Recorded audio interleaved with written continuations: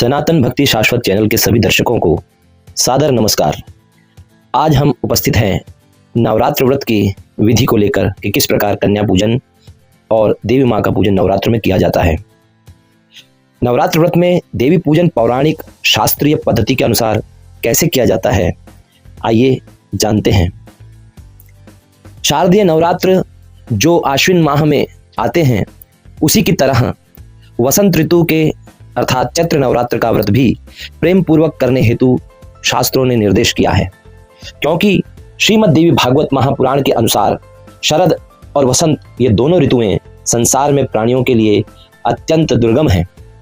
कई लोगों के मन में यह भ्रम होता है, संशय होता है कि अमावस्या को क्या पूजन की सामग्री जुटाना उचित है, क्योंकि नवरात्र व्रत आरंभ होने से पहले एक दिन अमावस्या तिथि होती है।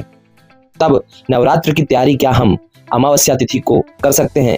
कई लोगों के मन में यह प्रश्न होता है। नवरात्र का व्रत करने के लिए सभी शुभ सामग्रियों को अमावस्या तिथि में ही जुटा लेना चाहिए और एक भुक्त व्रत करते हुए हविष्य का भोजन करना चाहिए। अर्थात अमावस्या तिथि को सामग्रियां जुटाने हेतु शास्त्र निर्देश करते हैं। साथ ही अमावस्या तिथि में केवल एक बार भोजन करना चाहिए। देवी माता की प्रतिमा को शुद्ध वस्त्र से युक्त सिंहासन पर विराजित करना चाहिए। यदि प्रतिमा न हो तो इसके अभाव में नवाण मंत्र युक्त यंत्र को भी स्थापित किया जा सकता है और पूजन पीठ पर एक सुंदर कलश को स्थापित करना चाहिए। कुल सामग्रियों को जुटाकर नवरात्र के पहले दिन अर्थात प्रतिपदा तिथि में व्रत के लिए उपवास व्रत, एक भुक्त व्रत अथवा नक्त व्रत, इनमें से किसी भी एक व्रत का नियम लेकर पूजन करना चाहिए। संक्षेप में, बिना कुछ खाए जो निर्जल व्रत रखा जाता है उसे उपवास व्रत कहते हैं। एक समय भोजन दिन में करना इसे एक भुक्त व्रत कहा जाता है और केवल रात्रि में कुछ आहार लेना इसे नक्त व्रत कहा जाता है। इस प्रकार पहले दिन व्रत का नियम लेकर फिर पूजन आरंभ करना चाहिए। पूजन के पहले प्रार्थना इस प्रकार करनी चाहिए कि हे माता, मैं सर्वश्रेष्ठ नवरात्र व्रत को करूंगा। जो स्त्रियां हैं, महिलाएं, उन्हें करूंगा के स्थान पर करूंगी शब्द का उपयोग करना चाहिए। एक बार पुनः कहते हैं कि हे माता, मैं सर्वश्रेष्ठ नवरात्र व्रत को करूंगा। हे देवी, हे जगदम्बे, आप इस पवित्र कार्य में मेरी संपूर्ण सहायता कीजिए। नवरात्र के पहले दिन इस प्रकार पूजन की व्रत की संकल्प लेने के उपरांत व्रत करने वाले को प्रतिदिन त्रिकाल अर्थात सुबह, दोपहर और शाम को पूजन करते हुए माता की प्रसन्नता के लिए गायन, वादन एवं नृत्य द्वारा उत्सव मनाना चाहिए, क्योंकि शास्त्रों में नवरात्र को उत्सव कहा गया है। व्यास जी ने कहा है कि इस प्रकार पहले दिन विधिवत किया गया पूजन मनुष्यों का मनोरथ पूर्ण करने वाला होता है।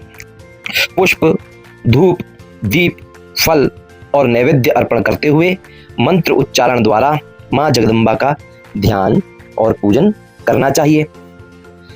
साधारणतः कई लोगों में यह धारणा होती है कि केवल अंतिम दिन ही कन्या पूजन करना चाहिए, किंतु पुराणों में वर्णन है कि नित्य ही वस्त्र, आभूषण तथा अमृत जैसे दिव्य भोजन के द्वारा कुमारी कन्याओं का पूजन नवरात्र में करना चाहिए।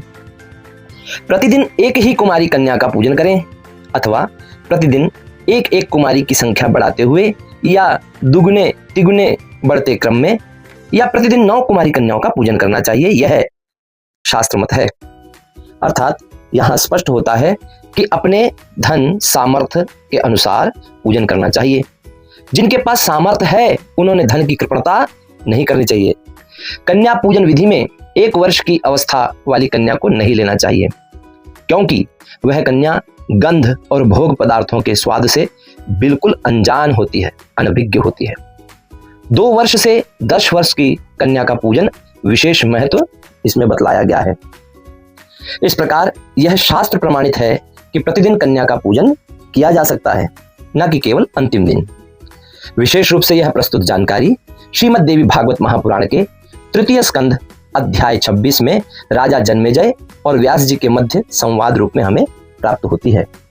आशा है आपको यह वीडियो पसंद आया होगा।